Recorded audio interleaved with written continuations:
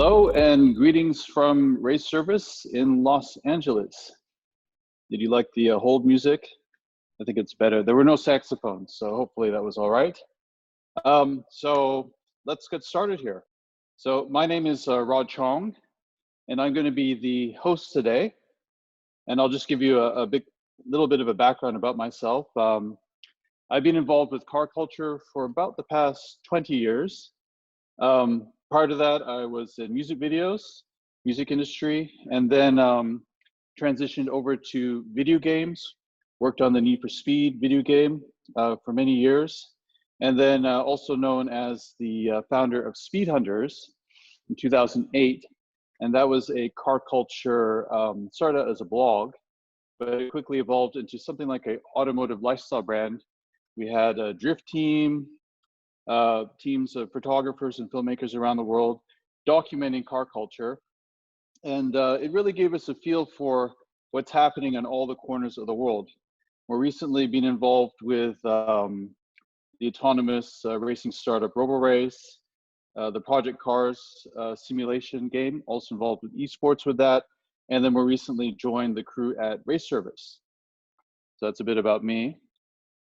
Now, this is our tagline for this program. This is Car Culture 2020. And 2020 is turning to be a bit of a crazy year for everyone that's involved with the scene. We have probably quite a wide range of people in the audience right now, different types of automotive professionals, creators, brand people, video game people, simulation, esports, motorsports. These are the people that are watching right now.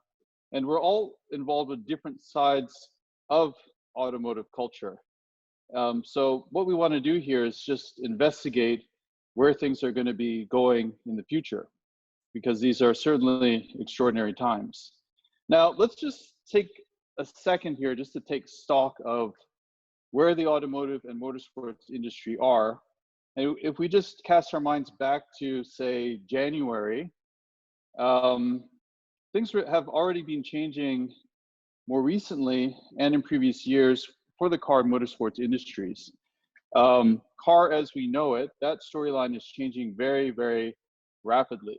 We all know this. There's a mass shift towards electric cars, towards autonomous driving, connected vehicles, e-mobility. And what we think of as cars is rapidly changing. And that also goes for motorsports. So let's just take stock here. This is an image of a concept car that Mercedes-Benz showed at CES this year in January. It seems like a long time ago now. And it is a vision of a vehicle. I don't even know if we should call this a car anymore. It's a very cool looking transportation pod. But this is where the automotive industry is going. So the question is, how is car culture, how's automotive fandom and enthusiast culture going to follow suit with this storyline? The same thing could be said about motorsports. Here we have the Gen 2 Formula E race car. And we know that within motorsports, there's a mass shift towards electric racing. Formula E is the darling of motorsports. It boasts a massive amount more manufacturers than any other race series in the world. And we've seen in the past few years, the manufacturers stepping away from other more traditional forms of motorsports towards Formula E. They want to be part of that storyline of electric vehicles. So where does that leave car fandom? Where does that leave enthusiast culture? Let's investigate this. Now, one other thing I want to look at here is just the participants, the enthusiasts of car culture in 2020. Who are these people and what does it mean to be someone that's participating in the automotive lifestyle? I pulled up this image, traditional hot rod image, and you could say that the automotive lifestyle, being involved with all aspects of car fandom, comes from the SoCal area. Post-war, this is when the hot rodding boom first started in the SoCal area. People started modifying these old Fords and adding V8 engines to them, flatheads, running them out on the salt flats, and organized drag racing evolved out of street racing that was going on. And this became the first automotive lifestyle. Now, the fundamental activity here was wrenching, on your own car, building your own creation, and then maybe cruising that up and down your local town center or city center. This was automotive lifestyle in the past. And that's cool. And this is definitely something that still happens. But in this day and age, you could ask the question, are there other ways to be an automotive culture participant? So if I'm someone that loves simulation gaming and I want to drive Porsche 935s around in a simulation game, by the way, I always have to have a Porsche 935 in any presentation I do. Been going strong for a few years now. Anyway, if I have a VR setup, a sim racing setup at home, maybe I'm into esports, does that mean that I get to be considered a participant in car culture? If I'm someone that collects Hot Wheels, here we have a RWB Porsche that Hot Wheels released recently on the Red Line Club. That's a private members club. This was considered amongst auto enthusiasts who are Hot Wheels collectors to be one of the most important releases of Hot Wheels last year. People went crazy for this RWB Porsche. There are also people that customize these cars. They want to make their own RWB Porsches in miniature 1/64 scale. Are these people considered to be car culture participants? Are people that spend a lot of time customizing Hot Wheels, are they part of this as well? Or do you have to only be someone who wrenches and builds your own car to be part of this? If I'm someone that is making virtual vehicles, dreams, concept vehicles, and that's what I do, that's how I'm participating. Am I someone like this, a participant? We're seeing trends now where there's numerous people. This is our friend Kaisel who made this reimagining of a Lamborghini Countach. But we're seeing numerous channels, numerous artists who are creating virtual reimaginings of cars. They're designing their own creations. These are not physical vehicles. Are they participants? Or if I'm someone, maybe I own a Tesla, maybe I own a Prius, but I'm a big Formula One fan, and I am a big fan of Danny Ricciardo, and I get one of his new streetwear hoodies, pretty nice looking hoodie there. Does that mean I'm a participant? We also know now that there are people all over the world who are running around with cameras, and they're pointing them at cars. They might also be pointing those cameras at themselves and creating content around the automotive lifestyle. Maybe they have a YouTube channel. Maybe they have 2,000 followers on Instagram. Maybe they have 20,000, maybe 200,000, 2 million. Is this a way to be a participant?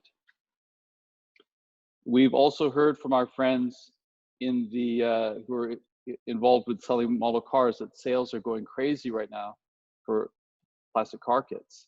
And this is also something. Now, it's worth noting that people have been building model cars for decades and decades, but now anyone who's participating along these angles has a voice. They can broadcast their hobby. They can connect with other people who are part of these interest groups.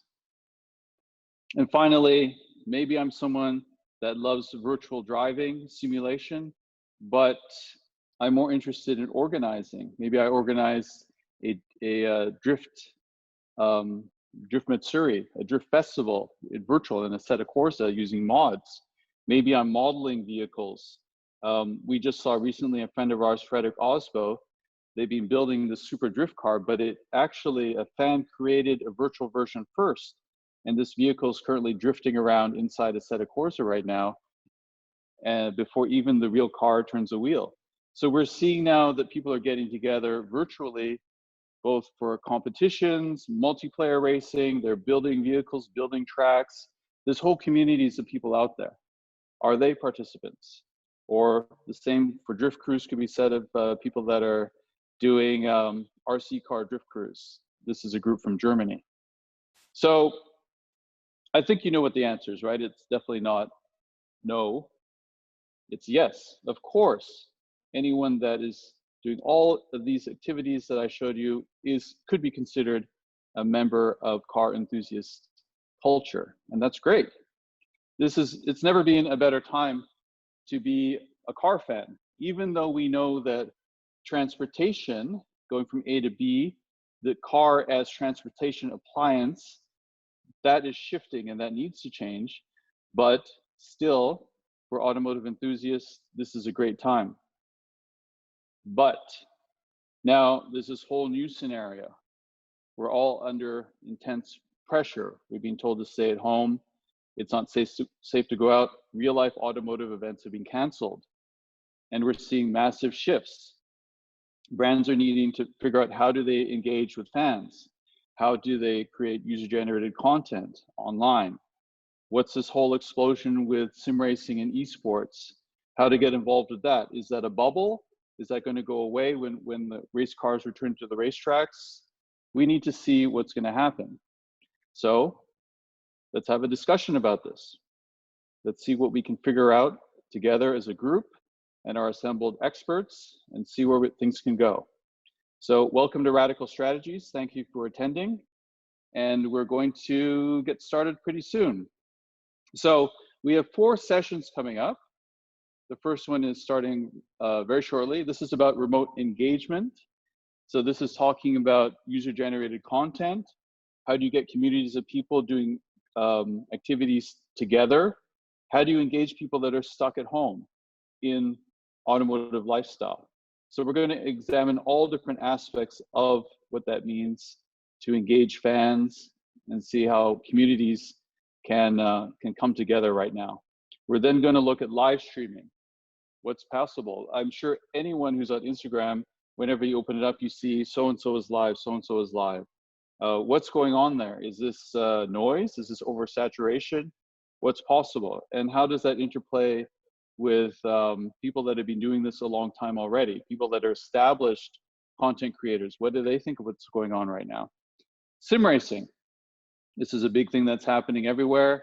For those of us who've been involved with sim racing for many years, this is a great time. We've been waiting for this to happen. But is this a bubble? Where's this thing going? So we're going to explore and talk to some of the people that are right in the middle of organizing all this stuff. And then finally, we're going to close out with content creation. Those people that are creators, who have channels, who might make a living from creating regular content streams, have direct connections with fans. Maybe they're influencers and brand ambassadors. Let's see what's going on there. So,